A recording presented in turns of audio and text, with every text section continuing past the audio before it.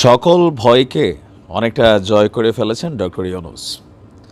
Trump প্রশাসন নিয়ে বাংলাদেশের মধ্যে যেই একটা কথাবার্তা বা নানান আলোচনা, গুজব বা প্লাস আমরা অনেকেই পারসেপশন হিসেবে নিচ্ছিলাম যে যেহেতু অতীতে ট্রাম্পের সাথে ডক্টর ইউনূসের একটা বাদানুবাদ অংশ আছে, সো ইউনূসের তো ভাই কপাল খারাপ। বাট প্রেস উপদেষ্টা বলছিলেন যে বিষয়টা ওরকম না, সম্পর্কটা ভালো হবে।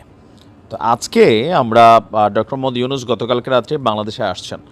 আসার পর ওনার একটা বক্তব্য সামনে আসছে। তো এই বক্তব্যটার আগে আমরা আরেকটু স্মরণ করাতে চাই যে ট্রাম্প রাষ্ট্র ক্ষমতায় বসার পরে সর্বপ্রথম মার্কিন যুক্তরাষ্ট্রের সবচেয়ে বড় ডিলটা এটা বাংলাদেশের সাথে হয়েছে। মানে আপনার 50 লক্ষ টন, না জানি 50 লক্ষ টন এলএনজি আমরা মার্কিন যুক্তরাষ্ট্র থেকে কিনতে যাচ্ছি। তো মোটামুটি এখন সম্পর্কটা একটা দহরম মরম এবং অন্তর্বর্তী সরকারকে পূর্ণ সমর্থন দিবে আমাদের বাংলাদেশে অবস্থিত যে আমেরিকার কী বলছে দূতাবাসের চার্জ দ্য অ্যাফেয়ার্স আছেন, তিনিও বলছিলেন। তো এর মাঝখানে ভারতকে আজকে একটা তিনি বার্তা পাঠাচ্ছেন। বার্তাটা হচ্ছে কি যে আপনার আমরা যদি দেখি ভারত এবং চীন ইস্যুতে তিনি বলছেন চিরপ্রতিদ্বন্দ্বী চীনকে বাংলাদেশের দীর্ঘমেয়াদী বন্ধু হিসাবে অভিহিত করে তিনি বলছেন ভারতের সঙ্গে সম্পর্কে টানাপোড়েন ডক্টর ইউনূসকে কষ্ট দেয় ব্যক্তিগতভাবে। বাংলাদেশ ভারত সম্পর্কটা যতটা সম্ভব শক্তিশালী হওয়া উচিত। তবে ভোরের কাগজের যিনি প্রতিবেদক আছেন তাকে বলছেন যে আপনি জানেন বাংলাদেশের মানচিত্র ছাড়া ভারতের মানচিত্র আপনি আঁকতে পারবেন না, কারণ বাংলাদেশের স্থল সীমান্তের প্রায় পুরোটাই ভারতের সঙ্গে যুক্ত। দর্শক, সুইজারল্যান্ডের দাভোসে বিশ্ব অর্থনৈতিক ফোরামের বার্ষিক সম্মেলনের ফাঁকেই তিনি আপনার বিভিন্ন ধরনের বক্তব্য দিয়েছেন। তো এই সময় ভারত প্লাস শেখ হাসিনা প্লাস এই আগামী দিনে সরকার কিভাবে চলবে এরকম নানান বিষয় নিয়ে আলোচনা সমালোচনা ছিল। তো ভারতেরকে আপনার এই মুহূর্তে মানে ভারত কোথাও না কোথাও ডক্টর ইউনূসের এই সরকারকে তারা কিন্তু টেকনিক্যালি স্বীকৃতি দিলেও কার্যকরভাবে স্বীকৃতি দিচ্ছে না।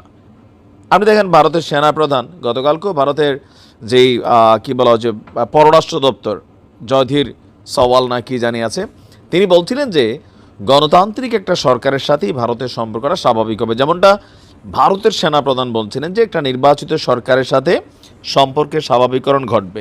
আবার অপরদিকে এই সরকার আসার পর পাকিস্তানের সাথে যে সম্পর্ক এটাকে কিন্তু ভালোভাবে নেয়নি ভারত। আবার মজার বিষয় হচ্ছে আপনার ভারতের পররাষ্ট্রমন্ত্রী জয়শঙ্কর ট্রাম্পের যে পররাষ্ট্রমন্ত্রী আছে তার সাথে একটা বৈঠক করছে, এমনকি সেই বৈঠকে বাংলাদেশ ইস্যু নিয়ে তারা আলোচনা করছে। তবে বাংলাদেশ ইস্যুতে কি আলোচনা করছে বা কি কি বিষয় তাদের আলোচনার অংশ ছিল এটা সম্পর্কে আবার মুখে কুলু পেটেছে ভারত। বলছে যে দেখেন এটা আসলে এভাবে প্রকাশ করার বিষয় না, এটা একটা আভ্যন্তরীণ ইস্যু। তো অনেকে মনে করছেন যে ট্রাম্প আসার পর ভারতেরও মোদির কপাল টপাল খোলার কথা, কিন্তু উল্টা মোদি সরকার অনেকটাই চাপে আছে, কারণ ট্রাম্পের যে নীতি আমেরিকা ফার্স্ট আর আমেরিকার সাথে যেই সকল দেশের ব্যবসা বাণিজ্য বা সুযোগ সুবিধা আমেরিকার জন্য কল্যাণকর হবে সেই রাষ্ট্রের সাথেই ট্রাম্প কিন্তু একটা ভালো সম্পর্ক করবে। তবে আজকে ডক্টর ইউনূস সাহেব যে বক্তব্যটা দিচ্ছেন তার এই বক্তব্যটাকে এক একজন এক একভাবে নিচ্ছেন। কেউ কেউ বলছেন ভাই ডক্টর ইউনূসের সাহসটা কয়েকগুণ বেড়ে গেছে, আগে এতটা সাহস, কিন্তু আমি বলি যে না, তিনি প্রথম থেকেই কিন্তু এরকমই বলছিলেন। যখন তিনি ক্ষমতা নিচ্ছিলেন এরপরে একটা বক্তব্য ভারতের টেলিভিশনকে দিয়েছিলেন যে আপনার বাংলাদেশের যদি কিছু হয় অস্থিতিশীল হয় তাহলে 7 সিস্টার অস্থিতিশীল হয়ে যাবে। এই লোক আগের থেকে এরকম বলছেন, আর সেখান থেকে কোথাও না কোথাও ইউনূসের সরকারকে বিজেপিরা এটাকে পজিটিভ কিন্তু নেয়নি। তো এখন যতটুকু বোঝা যাচ্ছে ভারতের সাথে ডক্টর ইউনূসের বক্তব্যটা দুইটা দিক আছে। একটা হচ্ছে ভালো সম্পর্ক তৈরি করা ভারতের সাথে, আর আরেকটা দিক হচ্ছে ভারতকে একটা ক্লিয়ার মেসেজ দেওয়া যে তোমাদের বিকল্প হিসেবে আপনি দেখেন চীন ভাই যেই সেবা টেবা করছে বাংলাদেশ থেকে যারা গেছে, পাকিস্তান যেমনি তেল তুল মারতেছে, সো স্বাভাবিক শরীরে একটু ভাইব তো আসবেই। আর ট্রাম্পের আশীর্বাদ থাকলে তার কোনো কথাই নেই নাকি। আমরা চাই রাষ্ট্রীয় স্বার্থে দেশের স্বার্থে ক্ষমতায় যেই থাকুক বাংলাদেশ চোখে চোখ রেখে কথা বলবে, এরকম টান টান কথাবার্তা বলবে, শুনতে ভালো লাগবে। ভালো থাকবেন, আসসালামু আলাইকুম।